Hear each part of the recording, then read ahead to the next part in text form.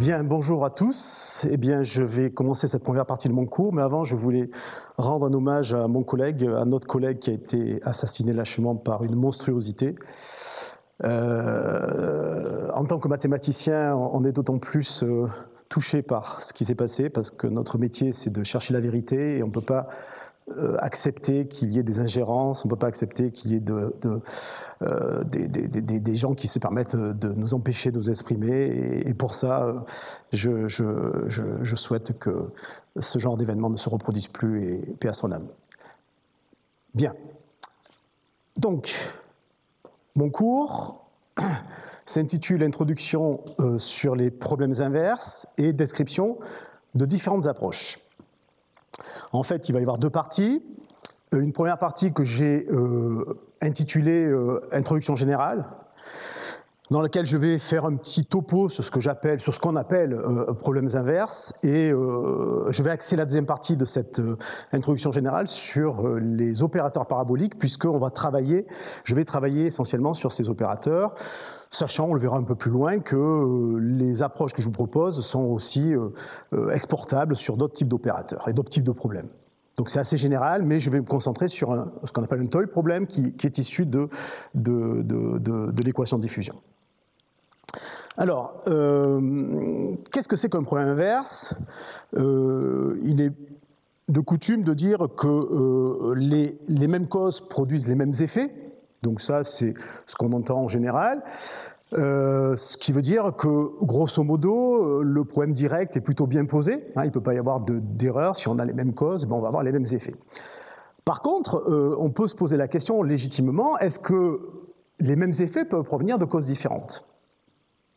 Et ça, c'est une vraie difficulté que je vais traduire plus précisément dans la suite, une vraie difficulté sur le caractère bien posé d'un problème inverse, et c'est ce qui fait que c'est une part entière de la recherche en mathématiques, parce que il faut bien définir ce qu'on cherche à faire et trouver les bons moyens pour arriver à nos objectifs. Alors, donc une définition assez simple, ça serait dire qu'un problème inverse, c'est l'approche inverse d'un problème direct. D'abord, pour qu'un problème soit bien posé, il faut qu'on rappelle la notion de problème bien posé, c'est, au sens de Hadamard, l'existence d'une solution, son unicité et la continuité, c'est-à-dire la stabilité par rapport aux données. Alors typiquement, si on considère l'exemple de l'application qui a eu associé U', c'est bien le point inverse associé au problème direct qui lui est bien posé, qui a eu associé une primitive, mais la définition à l'envers ne fonctionne pas. Alors, non, c'est celui-là. Donc par exemple, si on veut avoir une approche physique de la notion de problème inverse, qui est très très adaptée, parce que très souvent les points inverses, on peut les relier facilement à un environnement en physique. D'ailleurs, c'est ce qu'on essaye de faire tout le temps, pas pour se motiver, mais pour motiver certaines études. Si on considère un état physique qu'on traduit par une fonction U, qui est produite, cette fonction U, qui est issue de paramètres d'un environnement physique, alpha 1, alpha 2, etc., et de quelques contraintes, eh bien on pourrait considérer que le problème inverse, c'est déterminer quelques-uns de ces paramètres, un ou plusieurs, à partir d'observations, de mesures de la solution Y indice U. La plupart du temps, cette recherche-là, c'est-à-dire l'application qui à alpha associe Y indice U, elle, c'est le problème direct est bien posé. Par contre, si on s'intéresse au problème inverse, l'image de cette application est dense dans l'espace L2. Par exemple, si on considère la plupart du temps des fonctions L2, énergie finie, eh bien l'application inverse à -1, il y a de fortes chances qu'elle ne soit pas continue, et donc le problème est notoirement instable. Alors, il existe une grande liste de domaines dans lesquels la notion de problème inverse peut être abordée. Évidemment, elle est non exhaustive, cette liste. En imagerie médicale, tout ce qui concerne les ultrasons, la tomographie, EIT, TIT, la notion de scanner, d'X-ray, l'IRM, bien sûr. En recherche pétrolifère, évidemment, c'est un domaine dans lequel ce genre de technique est abondamment utilisé. En chimie, si on veut chercher des constantes de réaction. En détermination d'obstacles grâce au radar ou en acoustique sous-marine. Mécanique quantique, détermination de potentiel, en imagerie tout simplement, si on veut récupérer des images qui ont été détériorées. Les non-destructive testing, par exemple, si on voulait chercher de l'information dans des domaines où qui sont inaccessibles ou qu'on ne veut pas détruire, donc typiquement le corps humain, ou des canalisations qui sont inaccessibles ou parce qu'elles sont très profondes, par exemple dans le sol, ou parce qu'elles sont dans des milieux hostiles, eh bien on peut faire appel à la notion de... Enfin, c'est pas qu'on peut faire appel, c'est que la plupart du temps, il faut faire appel à cette notion de problème inverse. Alors, je reviens rapidement sur l'idée d'instabilité des points inverses, du caractère mal posé de ces points inverses, et c'est ce que je ferai d'ailleurs tout au long de mon cours. Je donnerai quelques petits exemples que je vous laisserai terminer. Éventuellement, vous pourrez me renvoyer vos ressentis et vos solutions par mail ou par le chat qu'on va développer ensemble. Et donc, typiquement, si je considère par exemple... on va se placer dans L2 de 0,1, d'accord? Et je considère une suite de fonctions, fn 10 n de x égale f de x, plus 1 sur n sinus n carré de x. D'accord? Je suppose que f est un élément de C1 de 0,1 pour pouvoir dériver tranquillement.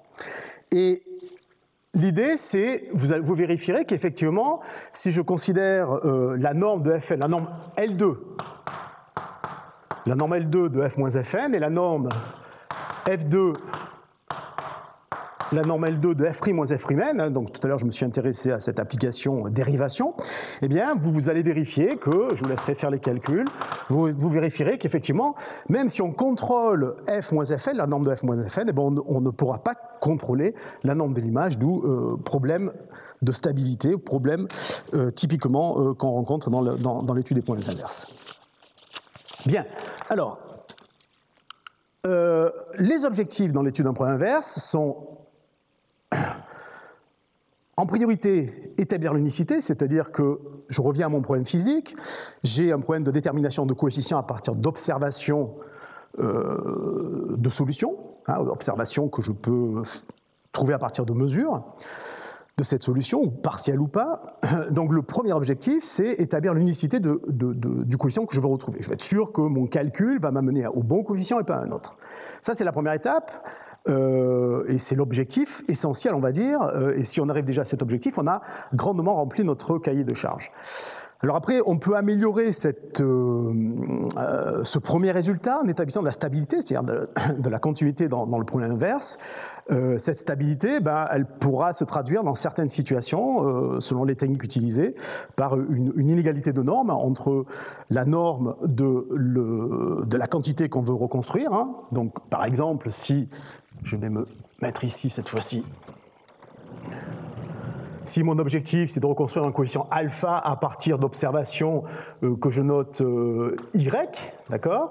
Eh bien, si j'ai une inégalité du type alpha moins alpha tilde dans une certaine norme que je ne précise pas est inférieure à f de y moins y tilde dans une certaine norme que je ne précise pas, pardon, avec la limite de f de epsilon quand epsilon tend vers 0 qui vaut 0, eh bien ça c'est une égalité dite de stabilité, et selon ce qu'on est capable ou pas d'obtenir comme une égalité de stabilité, on sera capable de proposer un algorithme de reconstruction qui est finalement la dernière étape pour récupérer l'information, récupérer la quantité alpha, le coefficient alpha que l'on veut reconstruire, le coefficient inconnu que l'on veut reconstruire. Alors, je viens d'en parler, il y a des approches numériques. Quand je dis reconstruction, il y en a même certains, heureusement d'ailleurs, des numériciens, des gens qui font de la simulation essentiellement, qui se contentent de la reconstruction sans passer par le paragraphe unicité et le paragraphe stabilité, pour diverses raisons, parce que peut-être c'est pas possible, peut-être qu'ils n'ont pas essayé, peut-être qu'il n'y a pas de résultat. Bref, l'approche d'un point inverse par une approche purement numérique est tout à fait possible, mais elle présente des dangers, elle présente des difficultés, puisque on n'est pas sûr, si on n'a pas établi un théorème d'unicité en amont, que la quantité ou la fonction que vous allez reconstruire, ça peut être une fonction bien sûr, est bien celle que l'on cherche. On peut tomber sur des faux minima, donc ça les numériciens le savent bien. Alors les méthodes utilisées sont de divers types, régularisation, minimisation de fonctionnels, méthodes bayésiennes aussi qui sont très très utilisées en problème inverse. Il y a un fort courant dans cette direction-là. Mais évidemment, ce n'est pas du tout mon domaine et je laisserai les spécialistes en parler. Alors, notre toy problème, le type d'opérateur sur lequel on va travailler essentiellement, c'est l'équation de la chaleur, l'équation de la diffusion, qui s'écrit donc dTu égale d Laplacien E, où d est un coefficient positif qui pourrait être variable dépendant de toutes les variables ou que spatialement, enfin bref. Pour le moment, on va faire simple, donc on est dans RD. Et on a donc une équation aux dérivées partielles qui peut par exemple modéliser l'évolution d'une population. En fait, ce modèle-là est assez, entre guillemets, universel, c'est-à-dire qu'on peut caler derrière beaucoup de phénomènes physiques. Par exemple, l'évolution d'une épidémie, on est en plein dedans. Évidemment, il faut que les modèles soient un peu plus sophistiqués, on rajoute plein de termes. Plus on rajoute de termes, plus on rajoute de complexité, plus on se rapproche de la réalité. Et autre exemple, sont développés des travaux localement ici sur la propagation des feux de forêt, et les modèles sont autour de l'équation de diffusion. Alors, on va parler justement de cette équation de diffusion, c'est mon objectif dans cette première partie de cours. Il y a plusieurs approches de la construction de cette équation de diffusion. Il y a une approche stochastique. Alors je la détaillerai beaucoup plus dans la partie TD que l'on fera au mois de novembre. Je vous montrerai comment on peut effectivement reconstruire cette équation-là à partir d'une vision stochastique. C'est-à-dire, par exemple, l'idée c'est de se dire si j'ai un individu à un point x0 et au temps t égale 0, quelle est la probabilité pour qu'il se déplace à un point x au temps t strictement positif? Même question pour un groupe d'individus. Eh bien, si on développe un raisonnement autour de ces questions-là, on va récupérer l'équation dont je viens de parler, par approximation successive, bien sûr. Donc, typiquement, c'est ça. Voilà, c'est une marche aléatoire en 1D. Ce que je vais faire, c'est en 1D pour que ça soit lisible et compréhensible. Donc, vous imaginez une personne un individu, ici, un bug qui est au point X, au temps t égale 0. Quelles sont ses possibilités? Il peut se déplacer soit vers la gauche avec une probabilité de grand L au point x moins lambda, soit vers la droite avec une probabilité grand R au point x plus lambda, soit rester sur place avec une probabilité n. Évidemment, L plus R plus n est égal à 1. Et c'est en partant de ce constat, de cette hypothèse de propagation, que je développerai une approche pour reconstruire l'équation dite de la chaleur. Alors, il y a une deuxième approche possible sur laquelle que je vais vous proposer maintenant, c'est l'approche par flux, toujours en dimension 1.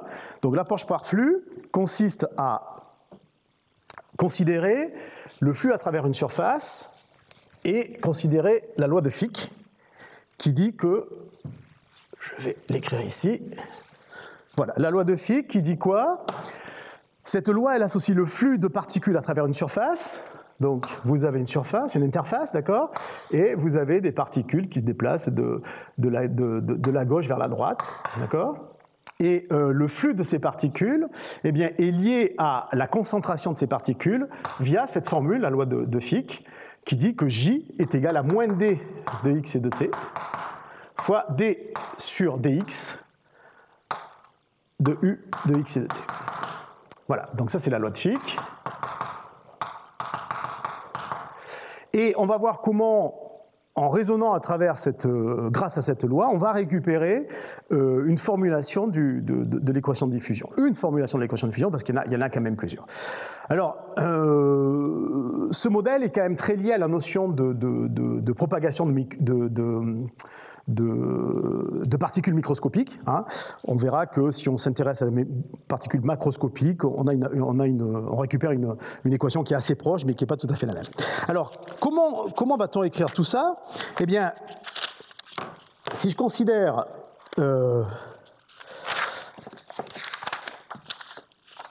voilà. Alors,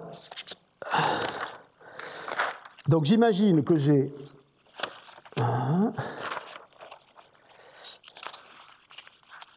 Voilà, c'est là. Donc j'imagine la situation suivante. J'ai donc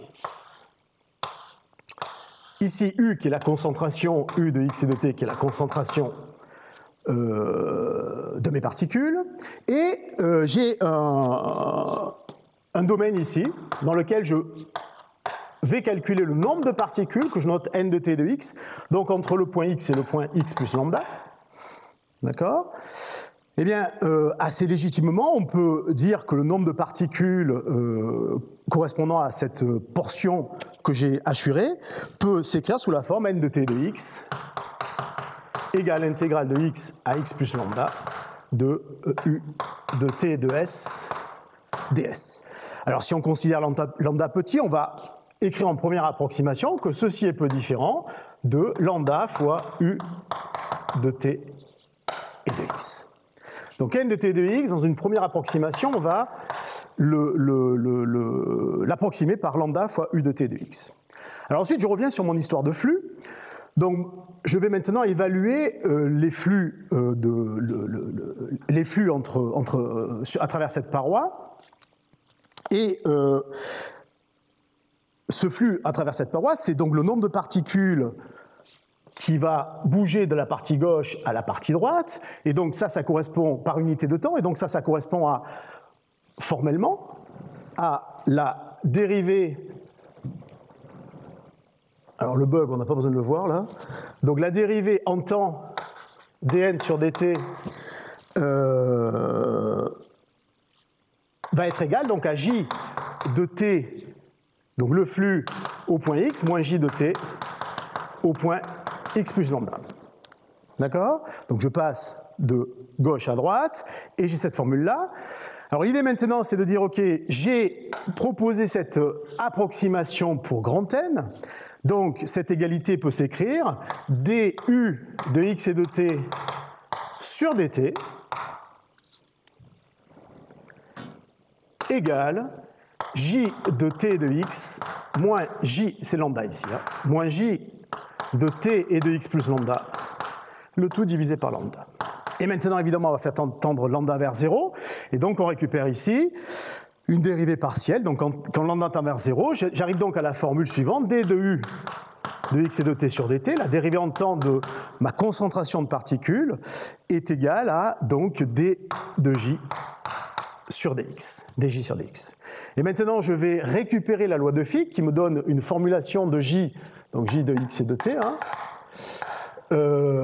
à travers j égale d, un coefficient qu'on nommera coefficient de diffusion du sur dx. Maintenant, si j'associe la loi de Fick 1 et la formule qui lie la dérivée temporelle de u à j, eh bien, j'obtiens donc comme formule résultante du sur dt de x et de t, qui est égal à d sur dx de j, c'est-à-dire, alors il doit y avoir un moins f là, je pense, oui c'est ça, c'est un moins dj sur dx ici, hein, puisque c'est j de t de x moins j de t de x plus lambda. Et donc ici, je récupère la formule suivante, du sur dt égale d sur dx de moins d fois du sur dx. Ce qui s'écrit moins d sur dx de d du sur dx. Voilà. Eh bien, ça, c'est une première approche via la notion de flux d'une équation de diffusion. Donc ça, c'est l'équation de Fick, hein, la deuxième loi de Fick, hein, que je vais reformuler ici, peut-être plus clairement. Du sur dt de x et de t égale moins d sur dx de d de x et de t d sur dx de u.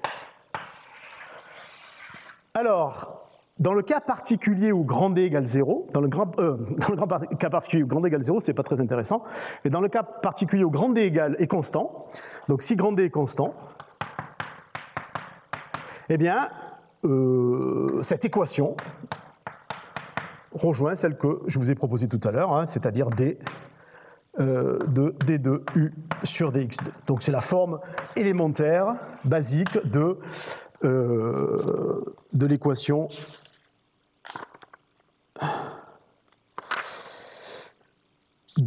de diffusion. Voilà. Alors,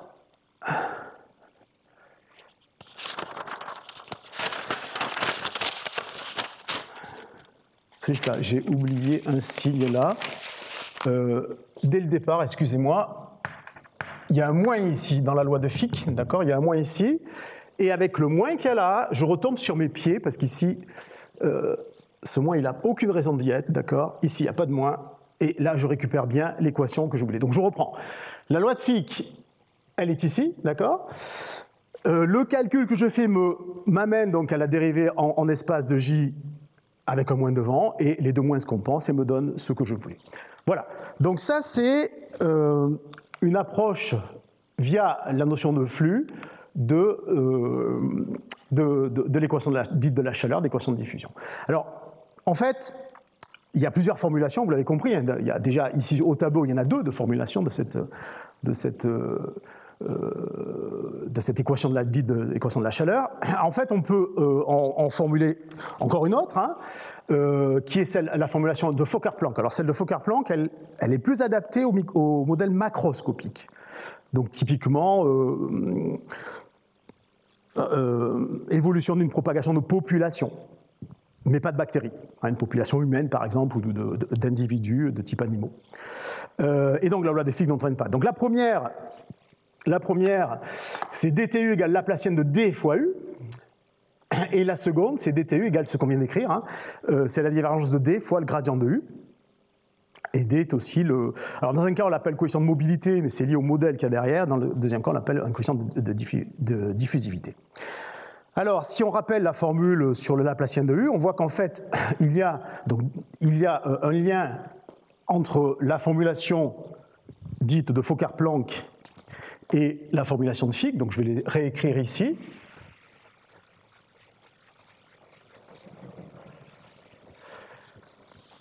Donc, dans la formulation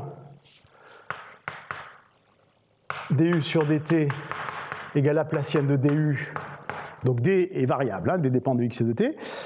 Ça, c'est la formulation Fokker-Planck, et la formulation de Fick qui est plutôt du sur dt égale divergence de d gradient u, toujours en dimension 1, hein, dans l'esprit. Eh bien, si on utilise la formule qui permet de développer le Laplacien du, eh bien, on retrouve partiellement que ce d Laplacien u va s'écrire sous la forme de divergence de d gradient u, c'est-à-dire la formulation Fick, plus un terme de transport, plus un terme de transport qui sera divergence de gradient d. Donc ça, c'est le terme de transport qui est spécifique, qui fait la différence finalement entre les deux modèles. Ok, alors, un petit dessin justement pour bien comprendre comment le choix des coefficients, le choix de la forme de départ du modèle que l'on veut coller sur l'expérience que l'on veut faire va influer. Eh bien, je prends sur des données assez simples, voilà. Donc, ce que je vous propose, c'est ce dessin-là qui va correspondre aux paramètres suivants. Donc, dans cette simulation numérique, on a considéré que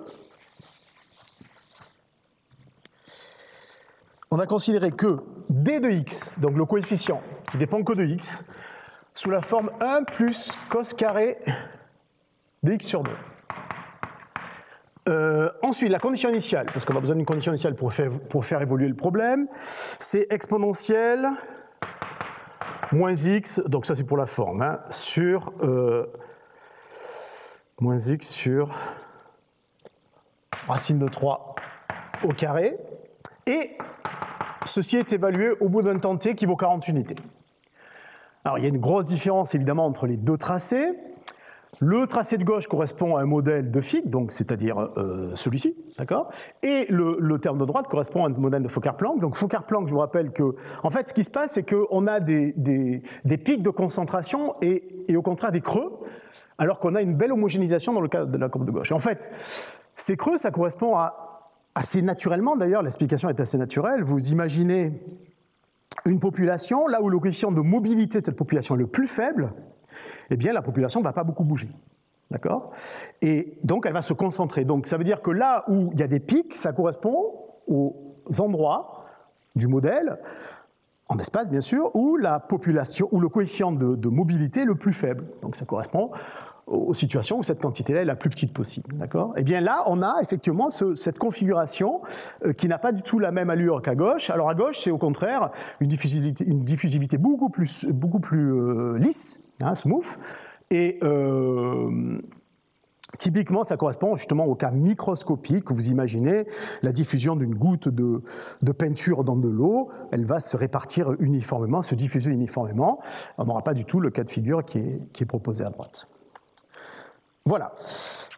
Alors, ça c'est donc pour une première approche des modèles. Alors les modèles sont très variés, j'en reparlerai à la fin d'ailleurs. Je vous montrerai que, en vous donnant des exemples de modèles sur lesquels les gens travaillent, où j'ai travaillé aussi, et voir quel type de problème inverse sur quel type de problème inverse on peut s'intéresser, à quel type de problème inverse on peut s'intéresser, on verra qu'il y a énormément de manières de formuler l'équation de Fick ou l'équation de Fokker-Planck, qui s'appellera autrement d'ailleurs, parce qu'on va rajouter beaucoup de paramètres qui vont permettre d'affiner et de coller au mieux au modèle qu'on cherche à simuler.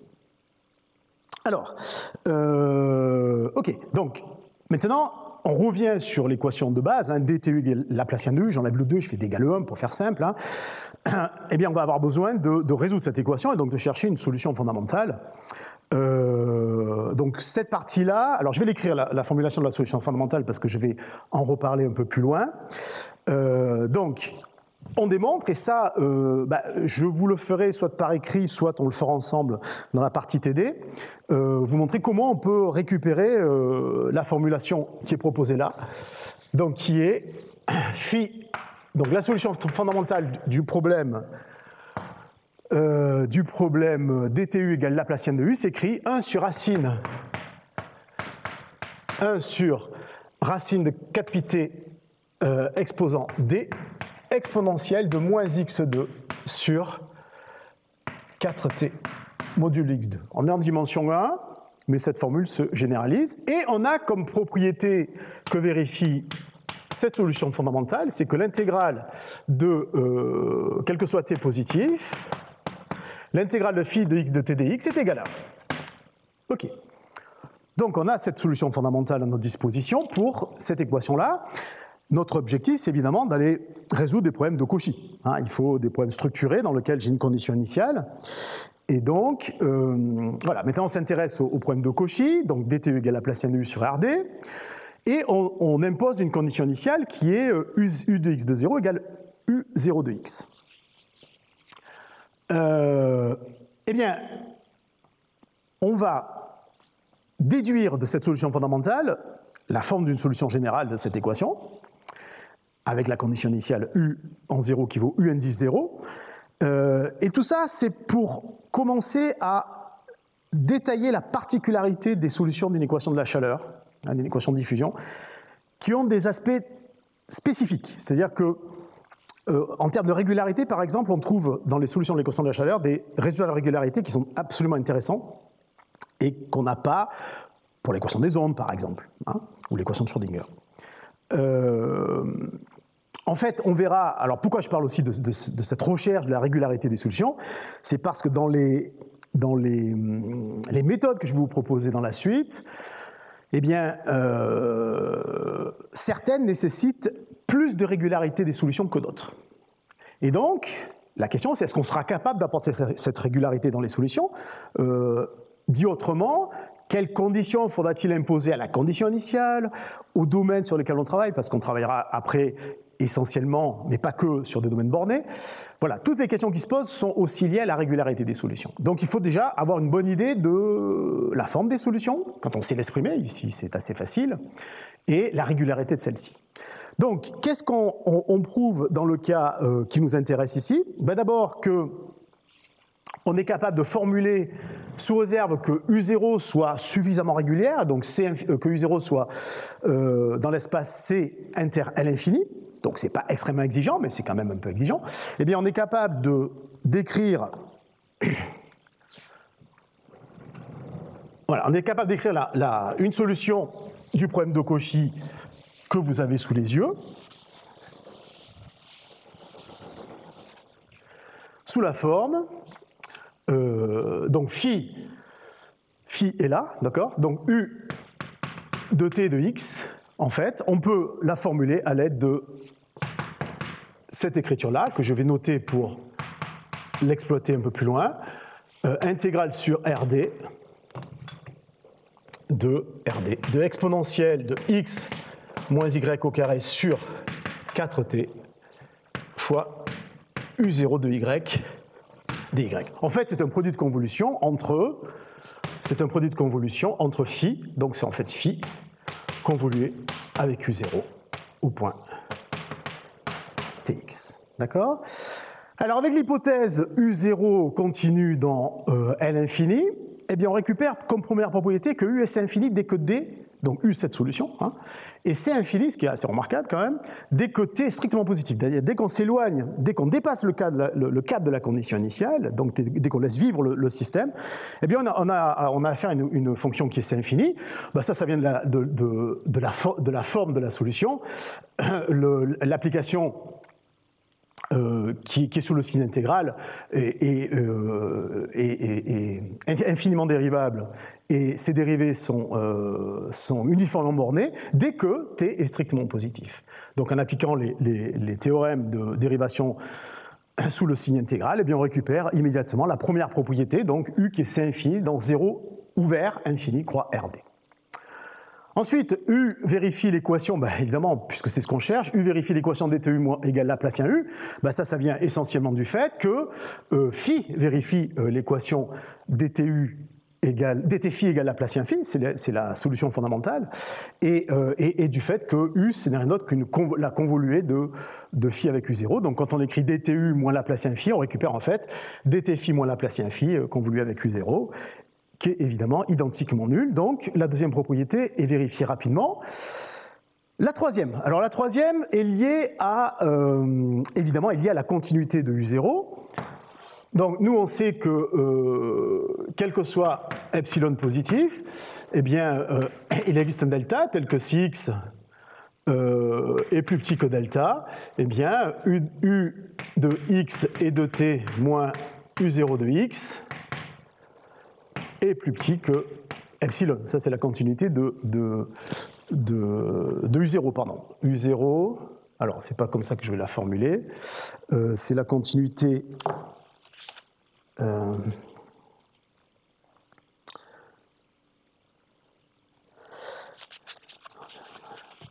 Voilà.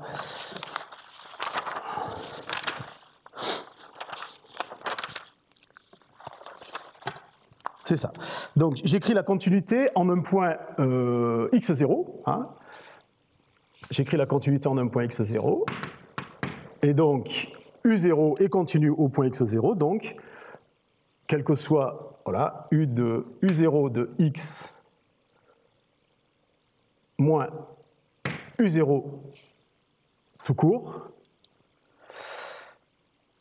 moins U0 de x0, pardon, est inférieur à epsilon. Voilà, ça c'est la continuité de U de U0 en x0, hein, au point où je vais prouver la continuité de U de t de x0 quand t tend vers 0. Et donc on va évaluer la différence U de t de x0 moins U0 de x0. D'accord ? Et pour ça, ben, je vais utiliser évidemment la deuxième propriété de vérifier par phi. Hein, c'est-à-dire qu'en fait, U0 de x0, je peux l'écrire sous la forme de l'intégrale de phi fois U0, puisque l'intégrale de phi vaut 1.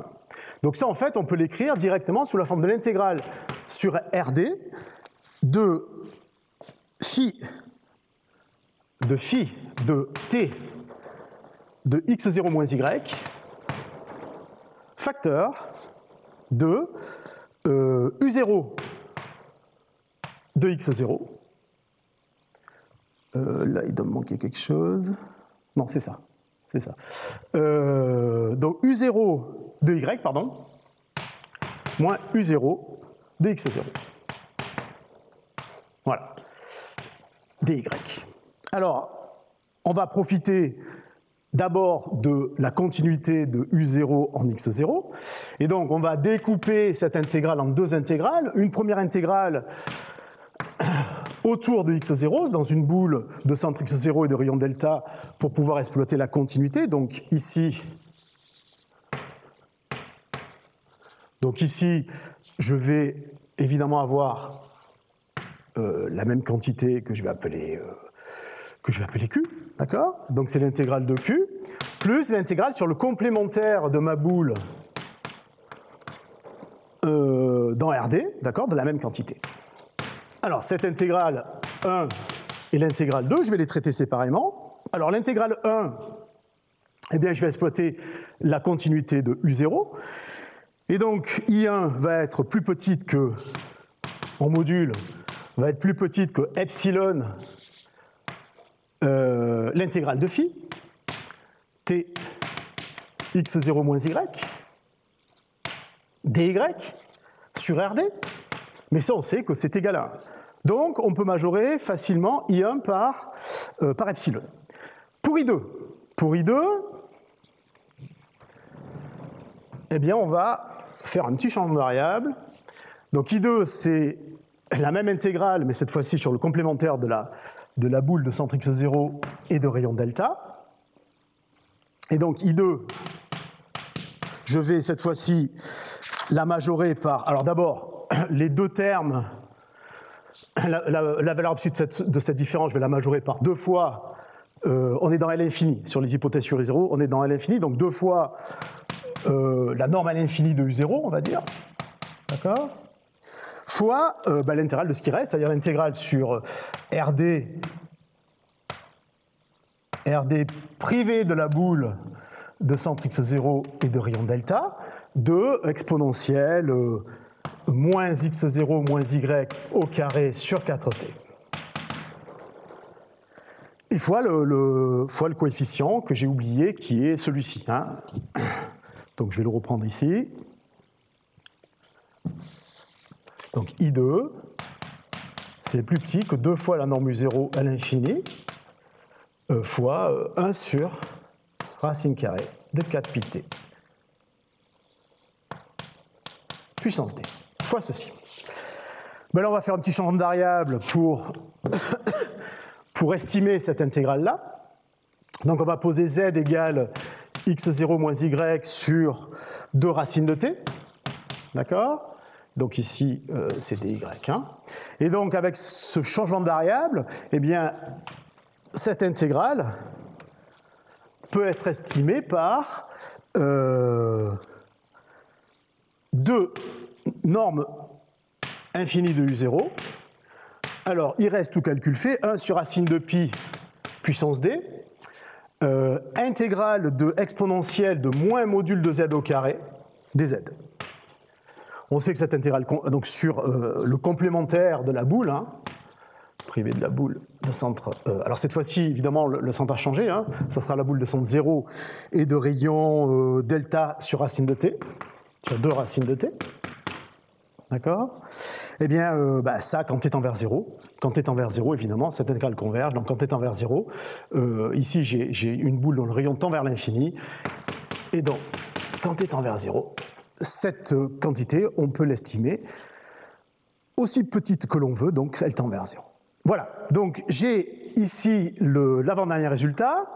Le dernier résultat, c'est le fait que l'intégrale sur RD de la solution est égale à l'intégrale sur RD de la condition initiale. On dit que on appelle ça conservation de la masse. Donc ça, c'est intéressant aussi à retenir comme résultat, spécifique aussi des solutions de l'équation de la chaleur. Ça vient tout simplement de l'écriture de la solution. On va avoir une intégrale double. Donc, je vais l'écrire ici. Donc là, l'intégrale... D'ailleurs, je vais utiliser ce résultat-là. Hein. Donc l'intégrale sur RD de U, de T et de X dx, ce n'est rien d'autre que l'intégrale sur RD, de l'intégrale sur RD, de la solution qui est là. Hein. Donc c'est 1 sur racine de 4 pi td, 1 sur racine de 4 pi t puissance d, exponentielle de x moins y au carré sur 4t. dy, dy prime, hein, c'est une intégrale double, d'accord? Donc je vais intervertir les deux intégrales, et en intervertissant les deux intégrales, ça c'est phi, d'accord? C'est phi décalé de y, mais phi décalé de x, pardon, phi décalé de x. Mais l'intégrale de phi décalé de x sur rd, c'est rd ici. Sur rd vaut 1, d'accord? Et donc ce qui me reste, c'est exactement... Donc fois U0, évidemment il y a un U0 qui se balade ici, fois U0 de Y, c'est lui qui va rester, hein, puisque l'intégrale sur RD de la quantité qu'elle a, qui est phi, va me faire 1, et donc il reste exactement l'intégrale sur RD de U0 de Y. Voilà. Donc, en résumé, sous réserve d'hypothèses pas trop exigeantes sur la condition initiale, qui sont ici, on sait écrire d'une part, alors on sait d'abord écrire d'une part la solution sous la forme d'un produit de convolution, et si je rajoute ces hypothèses sur la condition initiale, eh bien on a ces résultats de régularité qui sont assez forts concernant la solution. Donc elle est C infinie sur 0 plus l'infini, et elle vérifie l'équation bien sûr, on a de la continuité en temps, et puis on a conservation de la masse. Bien, alors quelques remarques là-dessus. Conservation de la masse, je viens d'en parler. La vitesse infinie de propagation, donc c'est une équation de diffusion qui dépend du temps. Et en fait, ce qui se passe, c'est que on a, même si la condition initiale est bornée et un support borné, donc c'est ce qui est précisé ici, hein, même si U0 est un support compact, eh bien, on a une propagation infinie de la solution. C'est vraiment spécifique à l'équation de la chaleur, et on retrouve, grâce à cette propagation infinie, les propriétés de régularité qu'on a trouvées précédemment. L'effet de régularisation, je viens d'en parler aussi. Je parle du cas des milieux poreux, pour dire que pour une équation qui est proche mais différente quand même, dTu égale, donc cette équation-là, dTu égale Laplacien de U puissance m, eh bien on n'a pas du tout ce type de propriété, et vous voyez que ça se joue à pas grand-chose, hein. M égale 1, ça marche, M strictement supérieur à 1, on ne récupère pas du tout ce type de propriété de régularisation des solutions et de propagation infinie du support, c'est-à-dire qu'on peut partir d'un petit support et on a une solution qui vit partout. Voilà. Donc pour cette première page. Alors ça c'était dans RD. La plupart des problèmes qu'on étudie, en tout cas, il est naturel de s'intéresser à des problèmes qui sont sur des bornés, des ouverts bornés. Et donc, s'ils sont sur des ouverts bornés, on va évidemment être obligé de rajouter des conditions au bord de ce domaine. J'en propose 3 standards, hein. Après on peut compliquer à souhait, mais en général, on travaille sur des conditions de type Dirichlet, c'est-à-dire que sur tout le bord du domaine, U vaut 0. Alors, pour imager ça, vous imaginez que vous avez un précipice, c'est-à-dire que quand vous approchez du bord, si vous dépassez le bord, vous disparaissez dans le précipice. Les conditions de Neumann, c'est des conditions de réflexion, donc elles s'écrivent sous la forme la dérivée normale est égale à 0 sur tout le bord. Là, c'est au contraire une sorte de bord qui rebondit. Hein. Et les conditions de Robin, qui sont un mix entre les conditions de Neumann, décrites ici. Donc ici, par exemple, si bêta égale 0, je récupère Neumann. Et si alpha égale 0, je récupère Dirichlet, avec la condition alpha 2 plus bêta 2 strictement positif. Alors, que se passe-t-il quand on rajoute des conditions... Non, c'est pas ça. C'est celui-là. Voilà. Que se passe-t-il quand on rajoute des conditions au bord? Eh bien, on a là aussi un joli théorème d'existence, unicité et régularité des solutions. Les résultats que je propose sont des résultats de solutions, des résultats de régularité forte, ce qu'on appelle les solutions fortes, avec donc des hypothèses un peu plus exigeantes. En l'occurrence, dans le cas d'Dirichlet, si j'ai une condition qui est C2 alpha, alors je précise un peu plus bas ce que signifie C2 alpha. Ce sont des espaces de Holder Hein, donc C2 alpha, c'est l'ensemble des fonctions qui sont de classe C2 sur oméga bar et dont la deuxième dérivée en espace est holdérienne, c'est-à-dire qu'elle vérifie que le sub de g de x moins g de y sur x moins y puissance alpha, donc c'est alpha holdérienne, est fini. Donc, si U0 est de type C2 alpha sur oméga bar, alpha étant strictement positif, si U0 et son Laplacien sont égaux à 0 sur le bord du domaine, ce sont les conditions de compatibilité de la condition initiale par rapport au système que l'on veut résoudre, donc qui est encore là, hein, c'est toujours le même, hein, c'est dtu égale Laplacien de U, hein, condition initiale U0 et condition au bord que je suis en train sur lesquelles je suis en train de travailler. Et bien dans ce cas-là, il existe une unique solution, donc alors point de l'unicité, je vais y revenir, parce que j'ai sauté un petit point là-dessus. Il existe une unique solution.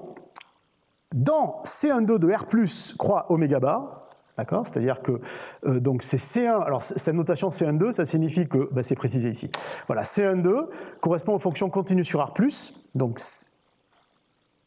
telles que les dérivées à l'ordre 2, jusqu'à l'ordre 2, et sont continues sur oméga bar, et la dérivée à l'ordre 1 en temps est continue sur R plus. Donc C1, le 1 est associé à la première variable temporelle, et le 2 est associé à la variable spatiale. Voilà, et dès qu'on dépasse 0, dès qu'on dépasse t égale 0, t strictement positif, eh bien on récupère le résultat qu'on a vu tout à l'heure dans le cas RD complet, on récupère U qui est C infini de R plus étoile croix oméga bar. Dans le cas condition de Neumann, sous réserve d'avoir la condition de compatibilité qui est ici pour la condition initiale, idem, on récupère le même type de régularité et d'unicité évidemment pour les solutions. Alors oui, ce que je voulais vous dire par rapport à l'unicité de l'équation dont j'ai parlé tout à l'heure, c'est que c'est pas gagné l'unicité en fait. Ça se démontre, hein, bien sûr, hein, tout est démontré. Mais dans le cas général, quand j'ai parlé ici de... alors c'était... Voilà, c'était dans le cas de la solution fondamentale. Voilà, une fois qu'on a établi la formulation de la solution fondamentale et qu'on s'est intéressé au problème de Cauchy dans RD, d'accord ? Eh bien, dans ce cas-là, si on n'impose pas des conditions sur la solution U, c'est-à-dire si on n'impose pas une jauge, un ensemble dans lequel on va les chercher, on n'a pas unicité. Alors typiquement, je vous donne un contre-exemple hein, qui a été établi par Tikhonov, qui est le suivant. Donc, pour le problème de Cauchy, hein, dans RD, si on se place par exemple dans le cas simple, hein, D égale 1, dimension 1, c'est toujours plus simple de travailler en dimension 1. Si on comprend dimension 1, je ne dis pas qu'après c'est facile de passer en dimension au-delà, mais déjà on comprend les choses. Alors, donc, dimension 1, et je suppose que la condition initiale vaut 0. Eh bien, vous vérifierez tout seul qu'on peut construire une solution au problème de Cauchy que j'ai cité, sous la forme sigma de 0 à l'infini de f dérivée énième de t fois x puissance 2n sur factoriel de z. Avec, alors, si t est positif, hein, et si t est négatif, eh bien, on prend 0. Elle est identiquement nulle, avec f qui vaut exponentielle moins 1 sur T2. Vous vérifierez, à titre d'exercice, hein, qui est assez simple à faire, que cette solution non nulle, clairement elle est non nulle, hein, est aussi solution du problème de Cauchy pour lequel il y a déjà une solution qui est identiquement nulle, donc problème, il n'y a pas unicité. Et effectivement, il faut rajouter une condition, c'est-à-dire qu'on récupère l'unicité si on rajoute une condition suffisante, hein, qui est donc condition imposée aux solutions, c'est que U de t de x, soit elle grossisse pas trop vite en l'infini, et en fait qu'elle soit plus petite que c exponentielle petit ax carré.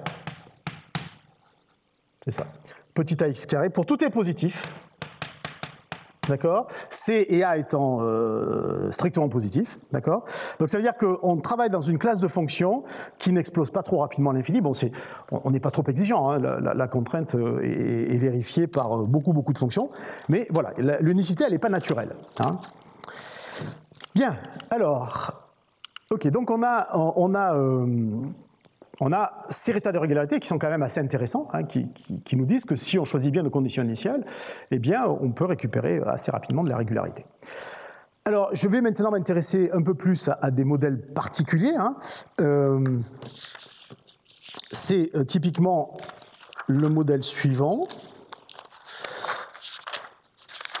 C'est les modèles de type KPP. Alors les modèles type KPP, en fait on dit FKPP pour Fisher et les trois lettres KPP correspondent à trois Russes, dont je ne me rappelle plus le nom, Petrovski et Piskunov et je ne sais plus, je vous le dirai. Hein.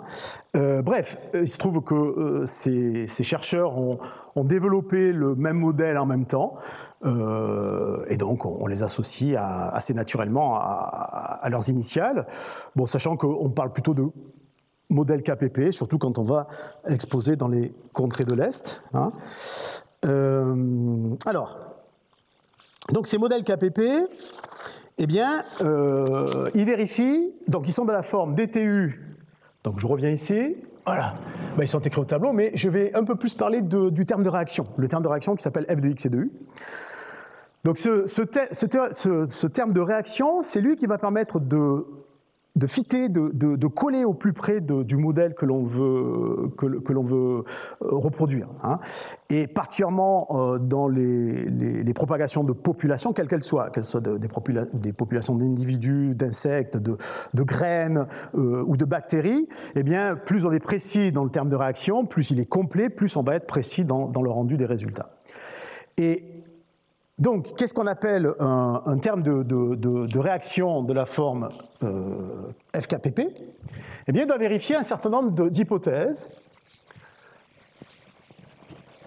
qui sont les suivantes.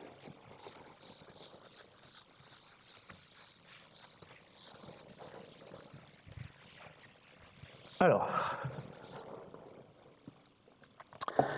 voilà. Donc, on considère f de x et de s, qui correspond donc à ce qu'on appelle le terme de réaction, qui doit vérifier trois hypothèses. D'abord, f de x et de 0 doit être égal à 0.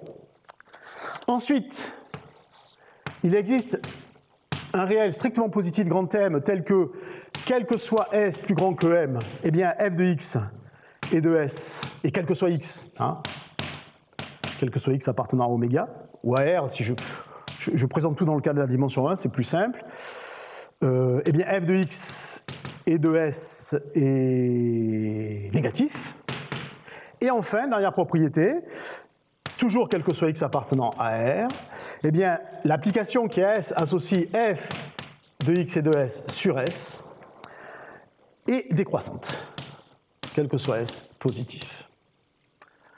Donc ici, S est positif. Hein. Voilà, alors, qu'est-ce qu'on peut avoir comme exemple derrière ces conditions-là? Eh bien, on a ces exemples-là. Les termes de réaction qui peuvent se présenter sous cette forme.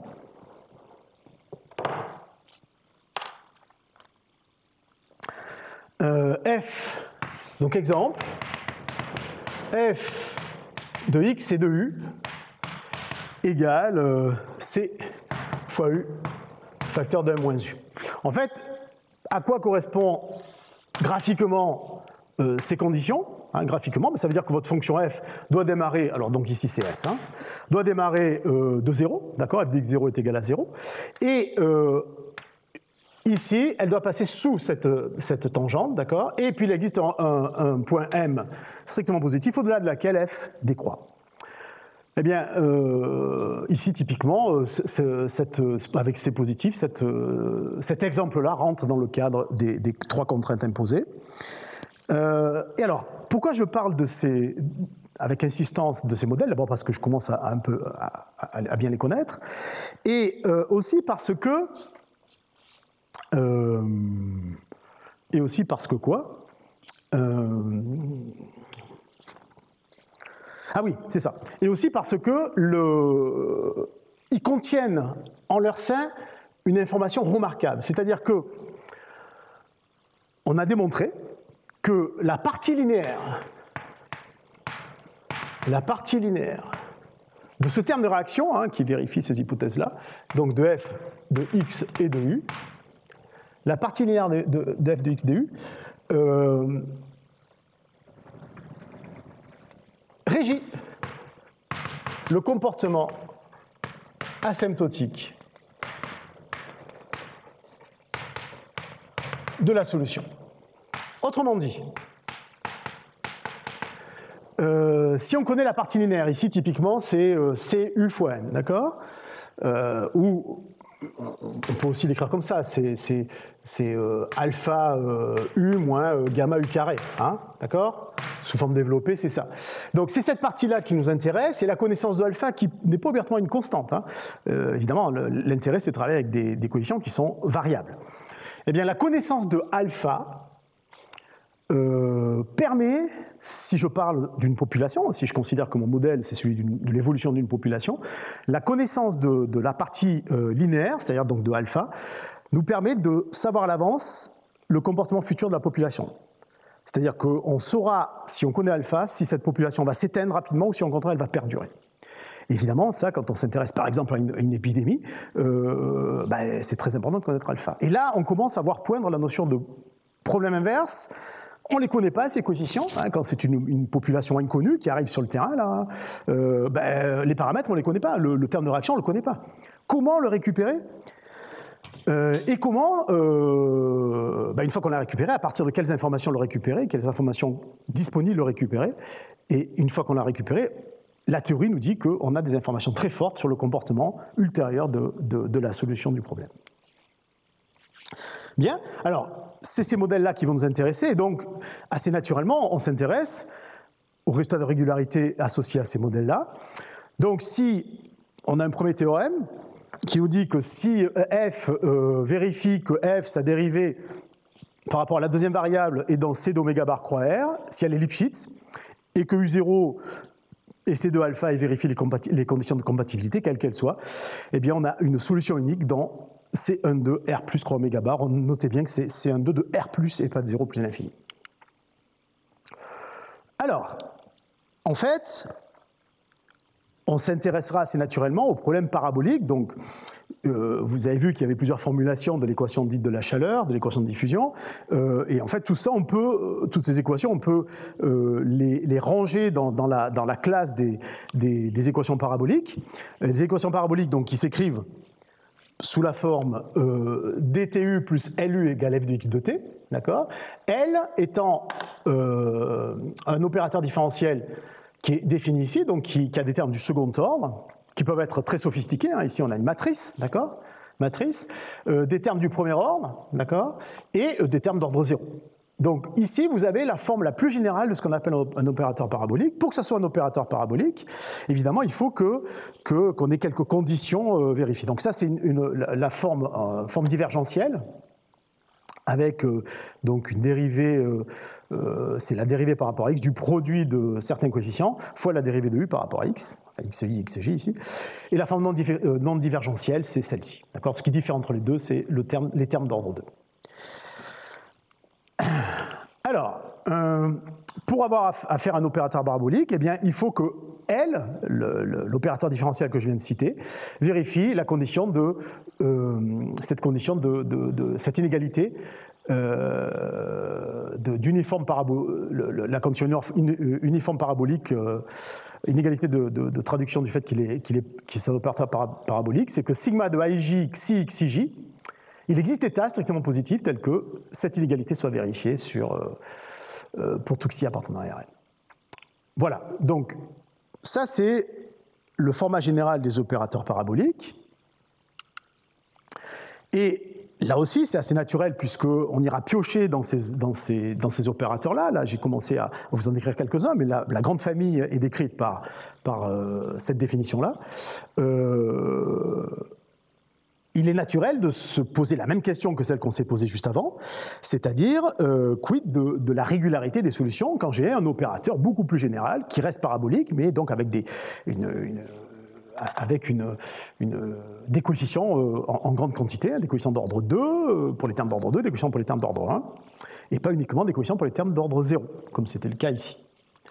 Eh bien, on a ce qu'on appelle des résultats de régularité améliorée hein, pour les solutions d'un tel problème. Alors, les hypothèses. Les hypothèses sont relativement légères en termes de régularité sur les coefficients. On suppose que les coefficients, d'autant plus si on travaille sur un ouvert oméga, sur un ouvert borné oméga.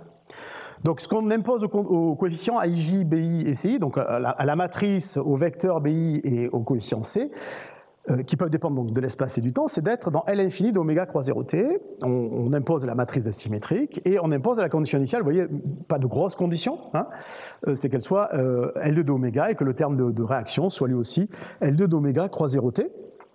Pour faire simple, on suppose qu'on a des conditions de Dirichlet au bord, homogènes, donc ça signifie que j'ai U égale 0 sur tout le bord du domaine.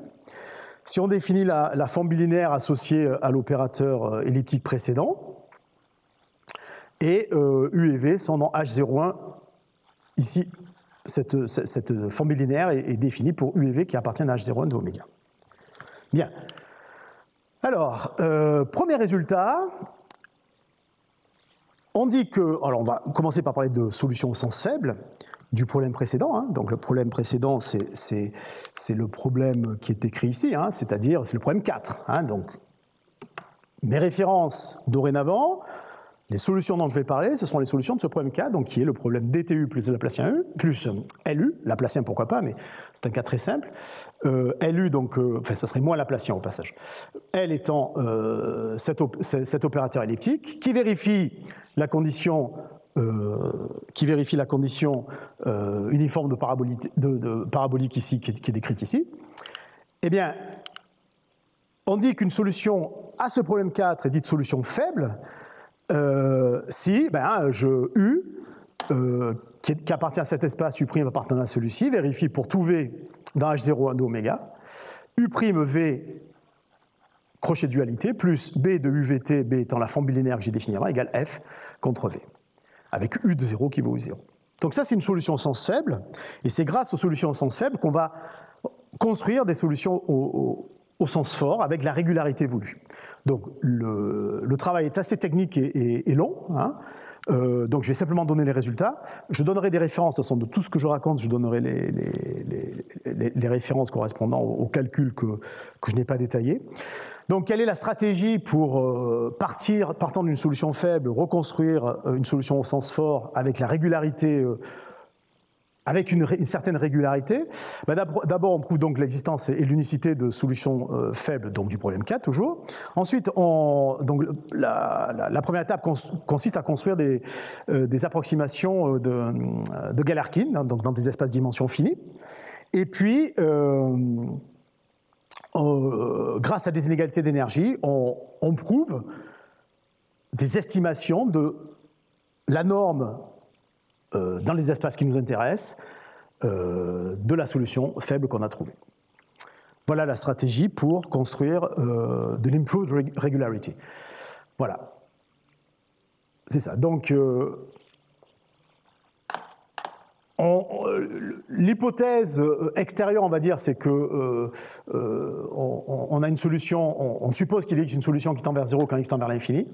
Ça, c'est pour les calculs techniques, et après, on démontre que ça a un sens, tout ça. Et voilà. Et après, donc, les estimations se font autour de ces estimations d'énergie, autour de ces quantités-là, en termes des normes L2 de ces quantités-là. Donc, qui elles sont connues, hein. Ça, c'est le terme de réaction, la dérive en temps, U0 qui est connu et D2 U0 qui est connu. Connu au sens de régularité, hein. On a la régularité de ces termes-là. Alors, premier résultat d'improved regularity pour les solutions au sens faible. Donc, si on suppose que U0 est dans H01 et F dans L2 de 0t à valeur dans L2 d'oméga, si on suppose que la solution au sens faible dont on vient de parler de 4 est dans ces espaces-là, avec U' qui est dans celui-ci, alors on prouve qu'on peut récupérer une solution au sens fort dans L2 en temps à valeur H2 en espace, inter L infini en temps à valeur H0 en espace. Et de plus, U' et L2 en temps à valeur L2 d'oméga. Donc ça, c'est déjà un premier niveau de régularité qui est relativement satisfaisant. Et on a des estimations sur le sup essentiel de U de T, sur la norme de U et la norme de U' en termes de la norme des quantités du second membre, du terme de réaction et de la condition initiale. Voilà, donc ça c'est la première étape, premier résultat de régularité. Donc, improved regularity for weak solution partout, ça veut dire qu'on peut évidemment, si on s'en donne les moyens, c'est-à-dire si on augmente la régularité du terme de réaction du second membre et de la condition initiale, eh bien, on peut récupérer le fait qu'on a une solution, cette fois-ci, non plus dans L2, mais dans L infini à valeur H2 d'oméga. U' est aussi dans L infini à valeur L2, inter L2 à valeur dans H0 en oméga. Et on a même une condition sur U second. Et pareil, en estimation d'énergie, sur U', sur une norme de U, le sup essentiel de norme de U et de norme de U', et une norme de U' dans cet espace-là. Et la norme du second qui est aussi dans cet espace-là, en termes toujours des normes de F et de H dans les espaces qui sont, dans lesquels ils vivent. Hein. Voilà. Alors on peut, en faisant tourner la machine, ici ça sera évidemment à partir d'un raisonnement par récurrence, et en augmentant la régularité des éléments de base que sont la condition initiale et le second membre, le terme source, eh bien, on peut récupérer, j'ai envie de dire, la régularité que l'on veut, d'accord ? La régularité que l'on veut sur U. Vous voyez qu'ici, c'est U et les dérivés d'ordre K, pour K appartenant à 0, M plus 1, le M étant lié à la régularité qu'on impose à U0 et à F, bien sûr. Et on a des estimations d'énergie assez intéressantes. Alors après, on peut aller beaucoup plus loin, mais évidemment, ça nécessite des conditions assez fortes sur U0 et sur F. Hein. Si U0 et c'est infini F aussi, eh ben, on peut prouver avec les conditions de compatibilité pour que tout ait un sens, on peut prouver que le problème 4 a une unique solution qui est elle aussi dans C infini. Voilà, donc c'est pour vous prouver qu'en fait, pour constater plutôt, parce que là j'ai rien prouvé, c'est pour constater qu'en fait les problèmes paraboliques peuvent sous réserve d'avoir des hypothèses de régularité sur les conditions initiales et le terme source, on peut récupérer de jolis résultats de régularité sur les solutions de ces équations-là. Et je le répète, une des techniques au moins de celles que je vous développerai dans le cours 2 nécessite pas mal de régularité. C'est important de savoir que cette régularité, en tout cas pour les problèmes paraboliques, on va l'avoir. On pourra l'acquérir au prix d'imposer des résultats améliorés sur les conditions initiales et le terme source. Voilà. Alors, deux modèles intéressants. Donc je reviens sur les modèles. Ben voilà, ce que je n'étais pas capable de vous dire tout à l'heure, vous l'avez sous les yeux, c'est les modèles de Fischer, donc ça c'était bon. C'est Kolmogorov, Petrovsky, Piskunov. Voilà, KPP. Alors, la forme la plus classique, c'est UR moins gamma, donc c'est ce que je vous présentais là-bas. Hein. Donc, R de X correspond au coefficient de croissance intrinsèque d'une population. Il peut être positif ou négatif. Et par contre, gamma, lui, c'est intraspécifique coefficient, c'est-à-dire, lui, il est tout le temps strictement positif. Donc, c'est un coefficient qui donne une information supplémentaire sur l'évolution d'une population. Évidemment, ces modèles-là, je le répète, ils sont très très utilisés ils sont très utilisés dans beaucoup de champs de la physique, de la chimie, de la médecine, hein, et des mathématiques évidemment qui suivent ou qui sont devant. Alors. Donc le premier, donc ça c'est le modèle assez standard, hein, qui a été beaucoup étudié. Et alors par exemple, qu'est-ce qui serait intéressant dans le cadre d'un problème inverse là? Non, ben, vous l'avez compris, je l'ai dit tout à l'heure, c'est de déterminer R, parce que R donne une information très forte sur le devenir d'une population. Mais gamma aussi, parce que gamma peut donner une information supplémentaire. Hein. On peut rajouter des coefficients, on peut rajouter des termes d'ordre 0 qui vont alimenter par exemple un coefficient de U carré dans le terme source, mais on peut ajouter, on le verra aussi, des termes dans l'opérateur. Ici, a priori, le fichier KPP est associé au Laplacien.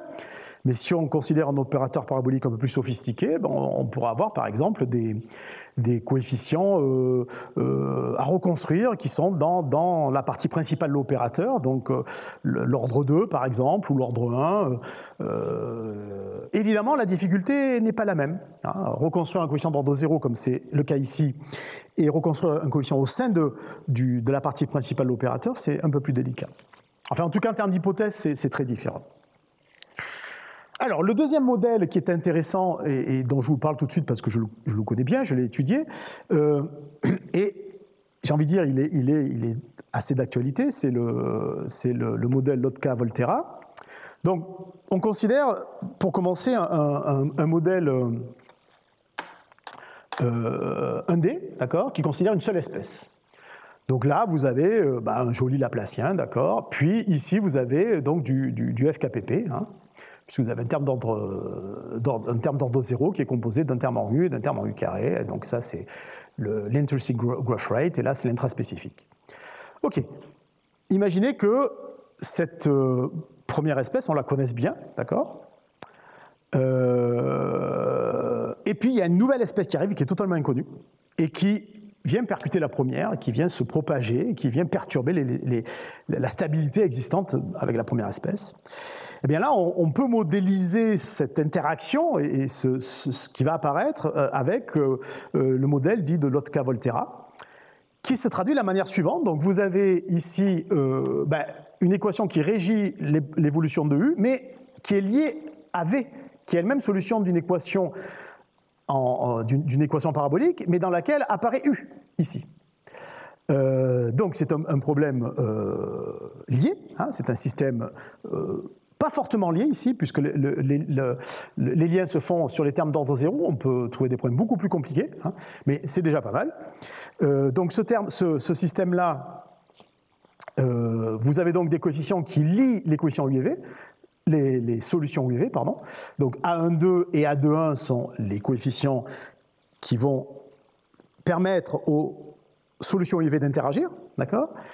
Et vous doutez bien que là-dedans, si on veut étudier le phénomène d'interaction entre la population V et la population U, eh bien, il va falloir s'intéresser à retrouver les coefficients inconnus, parce que A11, on le connaît, R1, on le connaît, D1, on le connaît, puisque ils sont issus d'une première espèce qu'on maîtrisait bien. Mais la seconde espèce arrivant, tous ces coefficients, on ne les connaît pas. Et c'est de grand intérêt de reconstruire ces coefficients. On est typiquement dans un problème inverse. Voilà. Donc A12, respectivement A21, mesure l'impact de V sur U, ou respectivement de U sur V. Donc c'est les coefficients qui lient l'évolution de la population U et l'évolution de la population V, mais en interaction. Alors j'en reparlerai de ce modèle-là dans le prochain cours, au niveau des résultats qu'on peut obtenir, hein, sur justement comment faire pour récupérer ces coefficients inconnus, hein, parce que c'est ça qui est important, et qu'on ne peut pas les mesurer directement, sinon il n'y a pas de problème inverse, hein, si on sait les mesurer. Par contre, ce qu'on sait mesurer, peut-être, en tout cas il y a une grande chance, c'est U et V. À la concentration de bactéries, par exemple, on est capable ça de la mesurer. Donc on verra de quelle manière, à partir de données les plus parcimonieuses possibles, les plus faibles possibles, parce que si on a beaucoup de données, tant mieux, mais en réalité, la réalité de la situation fait que souvent on n'a pas beaucoup de données. Donc on se met dans l'hypothèse où on n'a pas beaucoup de données. Comment, avec peu de données, et lesquelles, être capable de reconstruire ces coefficients. Alors, d'autres modèles d'équations paraboliques bien spécifiques, pour lesquels on peut proposer des points inverses qui ont déjà été abordés, mais dans tous les cas, les points inverses qui ont déjà été abordés peuvent être améliorés à divers niveaux. Hein. Alors, donc, qu'est-ce qu'il y a derrière la liste que je vous propose? Tout ça est issu de problèmes. La base, le cœur, c'est une équation parabolique, mais qui est un peu trafiquée, au sens trafiquée positivement, hein, noblement, dans le sens mathématique. Alors, je n'ai plus de craie. Ah voilà, une craie. Donc, la première, c'est Degenerate Parabolic Equation. Alors, un exemple, c'est les modèles issus du climat, l'étude des climats. Voilà un modèle d'équation parabolique dégénérée.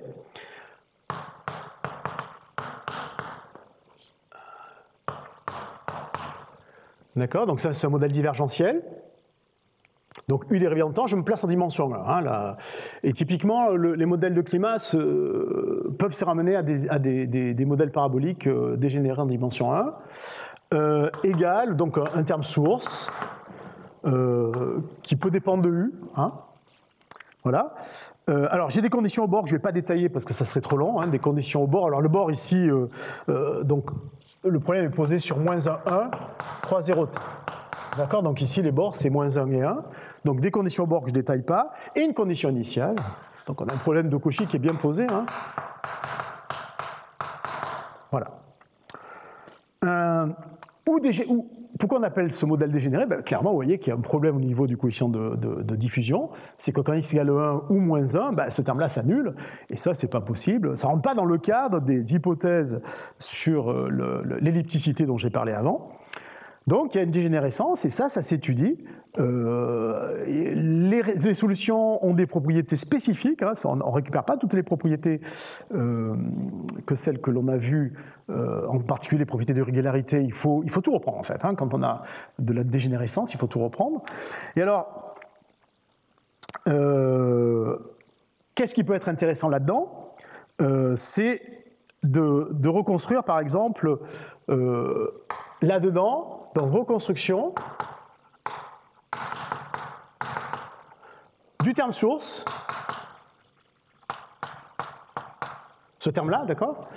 Ou si on est capable de le reformuler autrement, reconstruire un coefficient dans ce terme source. Par exemple, ça je peux l'écrire G1 de x et de t plus alpha G2 plus alpha G2 de x de t et de u, d'accord? On va plutôt écrire comme ça, égale alpha plus bêta, d'accord? Eh bien, ce qui peut être intéressant, c'est... Alors alpha, en général, quand on écrit comme ça, c'est que alpha dépend de x, et ici, on peut avoir... Mais ça, c'est connu. Ça, c'est connu. Et ici, bêta de x, d'accord? Ce qui peut être intéressant, c'est de reconstruire ce coefficient alpha, ou le coefficient bêta, ou les deux, mais ça devient ambitieux, qui sont inconnus, d'accord? Alors, ça, j'en parlerai aussi dans la deuxième partie. Le cas très recherché actuellement, c'est reconstruire l'albédo. Le coefficient d'albédo, qui est un coefficient de réflexion de la lumière du soleil, et la connaissance de l'albédo permet de réintroduire dans l'équation, dans ce modèle climatique, permet de... Alors U, la variable en général, la solution U, ça mesure la température. Hein. Donc le coefficient d'albédo connu, réinjecté dans l'équation qui modélise l'évolution du climat, permet de prédire, entre guillemets, la température en certains lieux dans un temps futur. Et c'est ce qu'on voit en ce moment. Il y a beaucoup de modèles qui tournent. Hein, et ces modèles-là nécessitent la connaissance de cet albédo. Et l'albédo, il est évidemment variable sur la surface de la Terre. Il y a des endroits où on ne sait pas l'évaluer. Hein, donc, d'où l'importance du point inverse associé à cette recherche-là. Alors, un deuxième exemple, c'est une équation parabolique avec un terme mémoire.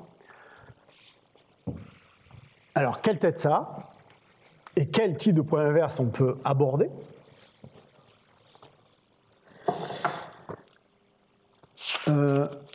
Oui, c'est ça. Voilà. Donc là aussi, souvent, ce sont des... Enfin, souvent. En tout cas, ceux que je connais, ce sont des modèles associés au climat, qui s'intéressent à des modèles avec mémoire. Donc, en short, Energy Balance Model with Memory Terms. Donc je crois que c'est note comme ça, voilà. EBMM, Energy Balance Model with Memory Term. Alors, quelle tête ça a?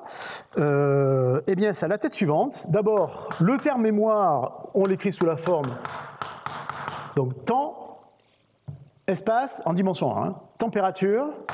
Eh bien, ce terme-là, c'est en fait un terme intégral moins taux à 0 de bêta de S et de X. T étant la température, bêta, je vais en parler, T plus S, X, ds. D'accord? Donc on a des hypothèses de régularité sur bêta, hein, je ne rentre pas dans les détails. Ça, c'est le terme mémoire, et il vérifie, donc c'est la fonction bêta qui va jouer un rôle important. Hein. La fonction bêta vérifie que son intégrale de moins t à 0, bêta s point ds égale 1. On a cette hypothèse-là, et sinon elle est positive, et bêta positive. Donc avec ces hypothèses-là, eh bien, le modèle EBMM peut être le suivant. Donc le plus général, c'est un coefficient sur le terme en temps,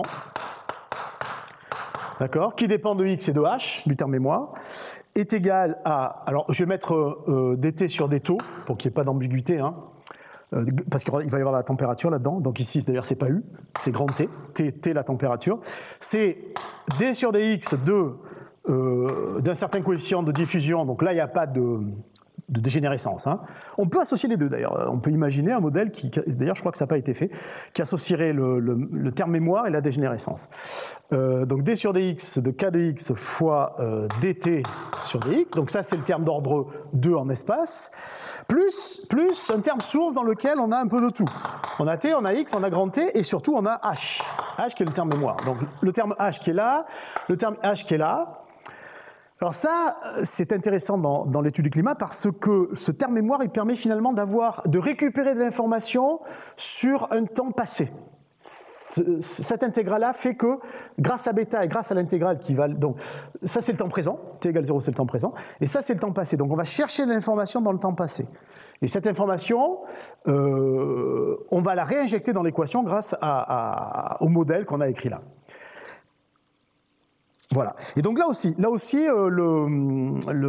l'intérêt, alors là on a un modèle qui est différent du précédent, et là aussi l'intérêt c'est d'aller chercher un des intérêts, je ne prétends pas connaître tous les intérêts, tous les coefficients intéressants à trouver, mais en tout cas un des coefficients intéressants à trouver ici, c'est l'albédo qu'on va trouver là-dedans.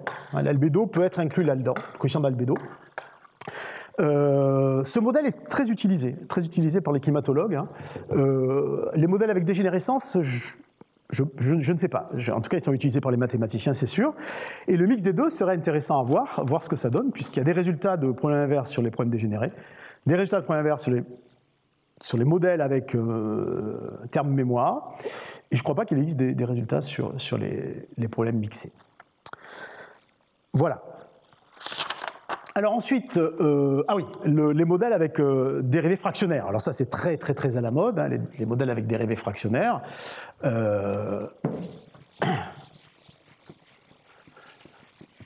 En fait, un modèle avec dérivés fractionnaires peut s'écrire comme ça.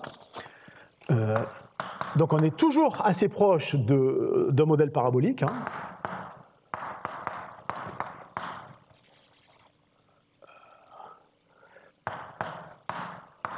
Voilà, égale toujours un terme source, P de égale f de x, r. Voilà. Alors là-dedans, vous voyez apparaître un dt alpha, c'est ça, la dérivée fractionnaire en temps. Donc je vais vous la définir. Et en fait, l'idée, c'est la dérivée en temps, quand vous avez le classique laplacien dtu moins laplacien u égale 0, là, vous avez un phénomène de diffusion classique à la fois en temps et en espace. Quand vous voulez traduire ce qu'on appelle une diffusion anormale, par exemple, dans les phénomènes de pollution, quand il y a une pollution, dans le sous-sol, par exemple, elle ne va pas se diffuser partout dans la même direction. Par exemple, s'il y a un phénomène de pollution je ne sais pas, un déversement d'une cargaison, s'il y a un cours d'eau, ça va se propager très rapidement dans la direction du cours d'eau. Et si au contraire vous avez un milieu poreux avec du sous-sol poreux, ça va se diffuser rapidement, mais moins rapidement que dans le cours d'eau. Et à côté, si vous avez des rochers, ça va se diffuser encore moins rapidement. Donc là, sur des situations physiques telles que celle-ci, c'est très difficile de dire que ce modèle-là est très adapté. Eh bien, la diffusion anormale permet, les modèles de diffusion anormale, donc les modèles de fractionnel dérivative, tels que celui-ci, permettent de coller un peu mieux à la réalité de ce type de situation. Alors, ici, que signifie dt alpha de U? Donc, il y a plusieurs définitions de la dérivée fractionnaire. Je vais vous donner, je vais vous en donner une. Hein. C'est la plus classique, je ne sais pas. Je ne sais pas si c'est la plus classique. En tout cas, c'est celle que j'ai rencontrée le plus souvent. C'est la définition de Caputo. Après, il existe une définition via Riemann ou Liouville. En fait, il en existe des fois pour les dérivés en espace, par exemple, parce qu'évidemment, ce que je vous raconte pour les dérivés en temps existe pour les dérivés en espace. Il en existe plusieurs, plus que une ou deux. Hein. Plus que deux, pardon. Alors, je vais vous donner celle de Caputo, qui dit quoi? Que dt, donc la dérivée, alors je mets un C ici pour dire que c'est Caputo, dt alpha de U, c'est quoi? C'est 1 sur gamma de n moins alpha, je vais préciser après ce que sont toutes ces quantités-là, intégrale de 0 à t, de t moins s exposant n moins 1 moins alpha, U dérivée énième de S, ds. Voilà, avec donc ça c'est la fonction gamma.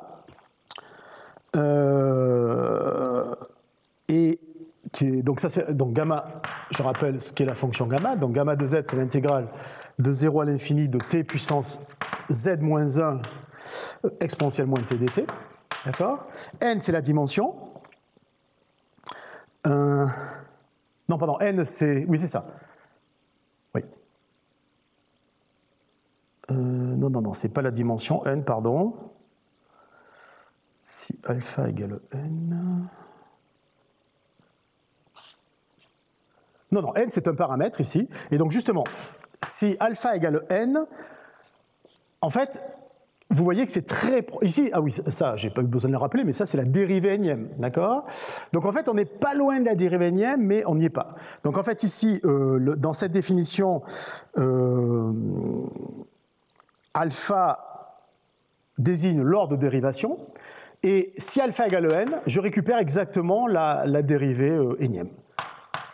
La dérivée de Caputo, dt n de U, c'est U dérivée énième. D'accord? Donc si n égale 1, par exemple, on récupère l'équation parabolique classique.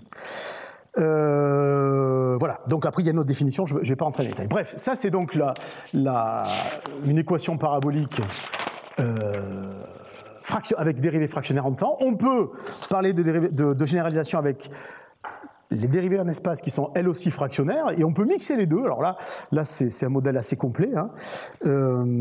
Et encore une fois, c'est pas totalement surnaturel de penser à des modèles de ce type-là pour essayer de s'approcher un peu plus de la réalité. Par exemple, pour la diffusion en espace, c'est-à-dire le Laplacien, quand on utilise le Laplacien, lui, il modélise une notion de propagation localisée. C'est-à-dire que le Laplacien correspond à un phénomène de diffusion qui est centré autour de là où on est et dans toutes les directions de manière équivalente.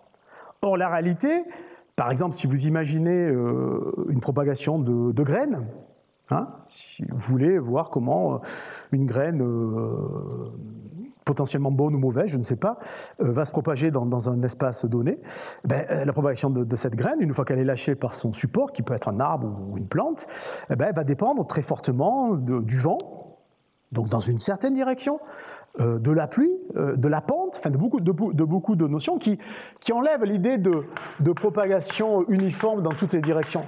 On a plutôt souvent j'ai un point de départ ici, et puis j'ai peut-être une plus grosse propagation dans cette direction que dans celle-ci. Voilà.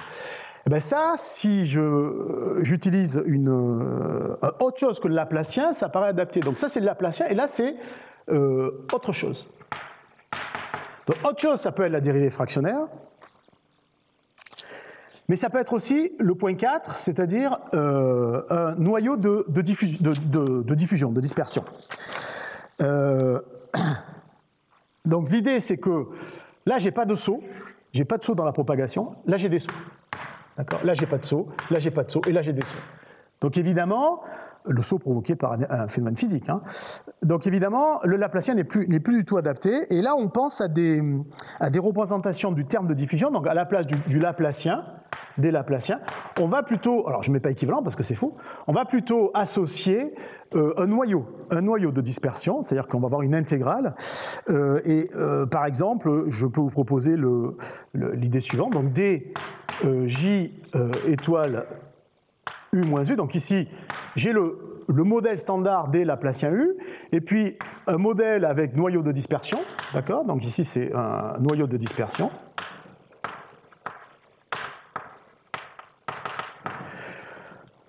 Qu'on va choisir de manière à traduire la réalité du modèle qu'on veut obtenir. Et donc, par exemple, un exemple de noyau qui peut être étudié, c'est j de x égale exponentielle de moins bêta, norme de x puissance alpha. Bêta et alpha étant des paramètres à déterminer ou qu'on connaît. Hein. Alors quand je dis déterminer, c'est parce que j'ai toujours en tête la notion de problème inverse. Hein. Souvent, on ne les connaît pas. Et on veut affiner avec les données que l'on a, les valeurs de ces paramètres, pour après construire notre modèle. Et donc là-dedans, j de x moins y mesure la probabilité. L'idée, c'est que dans ce noyau, le j de x moins y mesure la probabilité de saut du point x au point y. D'accord ? Et donc cette probabilité peut être directionnelle. Voilà, alors pour être un peu plus précis, c'est déjà étudié, ça, mais essentiellement dans les problèmes directs. Un problème inverse, je ne connais pas trop de recherche dans ce domaine-là. On les classe en deux catégories principales, selon qu'alpha soit supérieur à 1 ou alpha inférieur à 1. Donc alpha est positif. Hein. Donc alpha supérieur à 1 ou alpha comprend 0 et 1. Donc si alpha est supérieur à 1, on est plutôt très proche. Donc ça s'appelle des light trails, donc des light tails, c'est des queues légères. Donc ça veut dire qu'en fait, il n'y a pas d'impact à long terme. Et ça, c'est proche du Laplacien, équivalent au Laplacien. Et ça, c'est au contraire des cas à queue lourde. Hein, ça, c'est des cas à queue lourde, quand alpha est comprend 0 et 1. C'est ça. Et donc une décroissance très très lente, et ça veut dire qu'il y a un gros impact de la direction, de cette direction de propagation. Et donc là, on s'éloigne du Laplacien, et c'est ça qui est intéressant, c'est qu'on construit vraiment un nouveau modèle. Alors encore deux mots sur la suite. Donc la General Diffusion Equation, ça aussi c'est assez intéressant. C'est en fait, j'ai envie de dire, peut-être le modèle qui est à l'origine, qui pourrait être à l'origine, je ne vais pas dire qu'il est à l'origine, mais qui pourrait être à l'origine de notre équation basique dTu moins Laplacien U égale 0, c'est l'équation stochastique différentielle, donc, que j'écris sous cette forme-là. D de x et de t, c'est B de x et de t, dt, plus sigma de x et de t, d de wt. Alors, je vais vous expliquer les tenants et les aboutissants. Donc ça, c'est une équation différentielle, d'accord ? Pourquoi stochastique ? Parce qu'ici, j'ai un terme probabiliste. Donc ça, c'est ce qu'on appelle un processus de Wiener. Donc là, il y a du stochastique là-dedans, il y a des lois de probabilité qui régissent le comportement de cette partie-là de l'équation. Tout le reste est déterministe, et la plupart du temps inconnu. En particulier, ce coefficient est très très important. Donc ça s'appelle le drift term, le terme de dérive. Drift term, et lui, ça sera un terme de diffusion. Eh bien, on est capable, donc ça c'est une équation stochastique qui est très étudiée par les probabilistes, c'est une équation de base. À partir de cette équation, on peut récupérer des tas de situations, en particulier l'équation parabolique classique. Hein. Donc, en utilisant des techniques de probabilistes, hein, pour lesquels j'ai des références, si ça vous intéresse. On peut, sous réserve de changement de fonction, hein, sous réserve de changement de fonction, on peut ramener ce problème-là au problème suivant. DTU égale 1/2 de sigma carré de x D2 xx, donc c'est un terme d'ordre 2, hein, c'est le terme d'ordre 2 en espace, plus b de x, d de x et de u. Donc ici, vous avez le terme de drift qui est ici, qui correspond au terme d'ordre 1. Et la condition initiale est égale à f de x étant un élément qui apparaît dans la transformation dite de Kolmogorov-Backward. Et ce terme-là qui apparaît dans cette transformation-là apparaît ici dans le problème déterministe qu'on étudie sous forme de condition initiale. Donc, derrière ceci, il y a des tas de modèles qu'on peut étudier, je vous l'ai déjà dit. En particulier, je pense à des modèles de mathématiques financières qui aiment beaucoup l'approche qui est proposée ici, puisqu'elle correspond... On sait que dans les maths financières, rien n'est sûr. Les modèles sont très souvent basés sur des composantes non déterministes, hein, typiquement ceci. Et donc, l'approche qui est proposée ici est souvent utilisée. Et ici, par exemple, un coefficient, un exemple de point inverse qui est intéressant, hein, qui pourrait être étudié, c'est la reconstruction de ce terme-là. D'accord ? Donc ce terme-là, ça s'appelle en maths financières la volatilité. La volatilité. Donc ça, c'est quelque chose qu'on sait faire. Hein. Alors, la volatilité est beaucoup étudiée. Elle est fondamentale dans l'équation, par exemple l'équation de Black-Scholes, qui a révolutionné l'étude des produits financiers grâce à de la vraie mathématique.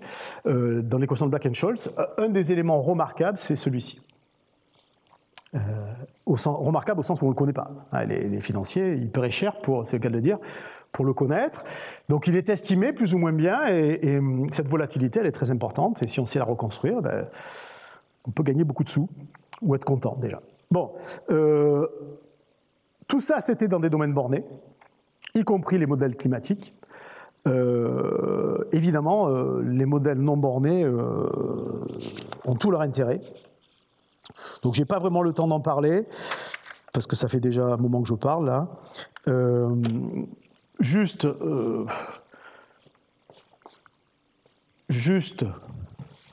vous donner une petite idée de ce qui peut se faire dans les problèmes non bornés, dans des modèles sur des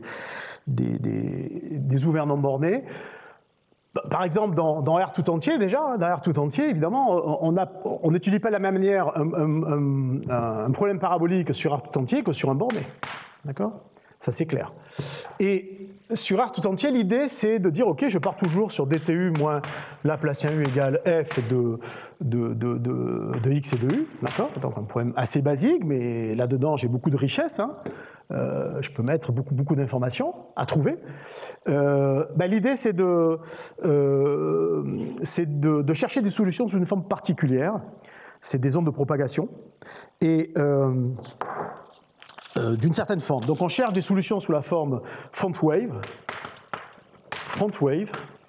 c'est-à-dire on cherche des solutions sous la forme U de X et de T égale V de... grand V de X moins CT. Voilà, l'idée c'est ça. Et en fait, on cherche des fronts qui se propagent, Et on étudie donc la propagation des fronts et le profil des fronts. Donc il y a beaucoup d'informations à aller chercher là. Et dans ce type de problème, par exemple, si je m'intéresse au cas typique KPP, hein, donc du alpha de x u moins gamma de x u carré, d'accord. Encore une fois, ce qui nous intéresse, c'est la partie linéaire du terme sourd, enfin du terme de réaction. Eh bien, on peut, à partir d'informations liées à la vitesse, alors ce n'est pas la vitesse qu'il y a ici, hein, on sait définir dans ce type de modèle, quand il y a une propagation de front, ce qu'on appelle une vitesse asymptotique de propagation, qu'on sait définir à la fois mathématiquement et physiquement. C'est la seule vitesse physique d'ailleurs, quand il y a une propagation de front, c'est une vitesse physique, on sait mesurer. Eh bien, il y a des résultats, par exemple, qui permettent, à partir de cette vitesse asymptotique de propagation, donc là on est sur R, hein, ce qui fait la particularité de mon exemple, c'est qu'on est sur l'axe réel tout entier. Donc à partir de la connaissance de la vitesse asymptotique de propagation, enfin de plusieurs vitesses asymptotiques de propagation, on est capable de calculer alpha de x. Avec certaines hypothèses. Hein. L'exercice est assez difficile, le problème est assez difficile. Voilà, et puis on peut s'intéresser à des guides aussi. Ça, c'est assez à la mode, hein.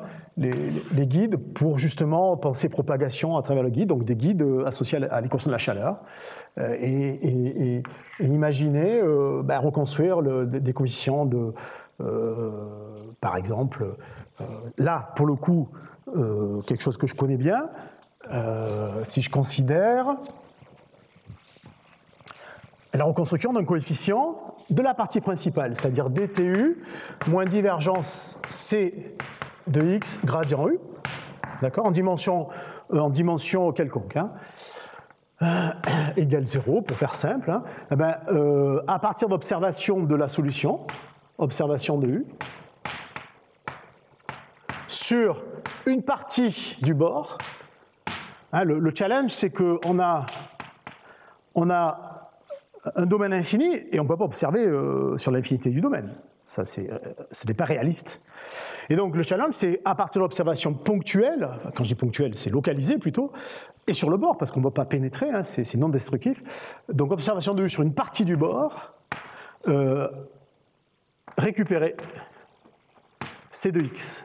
Alors, en réalité, on ne récupère pas C de X partout, on récupère C de X partiellement, mais c'est déjà pas mal. Voilà, alors on s'arrête là pour cette première partie. J'ai fait ce que je voulais faire, je crois, me semble-t-il. Ah non, il y avait une petite... Ah oui, bah oui, mais j'ai pas trop expliqué. Cette simulation, c'est par rapport à la vitesse de propagation, à la vitesse asymptotique de propagation, qui se situe justement entre... Alors, est-ce qu'il se déplace, sapristi? Voilà. Donc en fait, c'est ça, c'est la vitesse du point bleu, d'accord, qui suit une définition bien particulière au sens physique. Et là, vous avez votre front d'onde qui se déplace. Bon, je ne peux pas trop le détailler, ce point-là. Hein. Alors les références sont accessibles ici, ce sont toutes celles que j'ai utilisées pour construire cette première partie du cours. J'ai quelques références d'articles aussi, dont j'ai parlé dans cette partie-là. Alors, oui, il reste encore un petit transparent. Oui, c'est celui qui introduit la partie de demain. Voilà, c'est le dernier, soyez rassurés. Donc, qu'est-ce que je vais faire dans la suite de ce cours?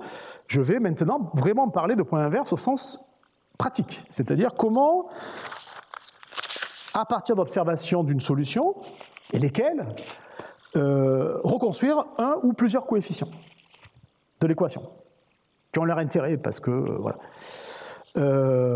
Et donc, je vais vous proposer 3 méthodes, 2 méthodes qui sont largement utilisées dans le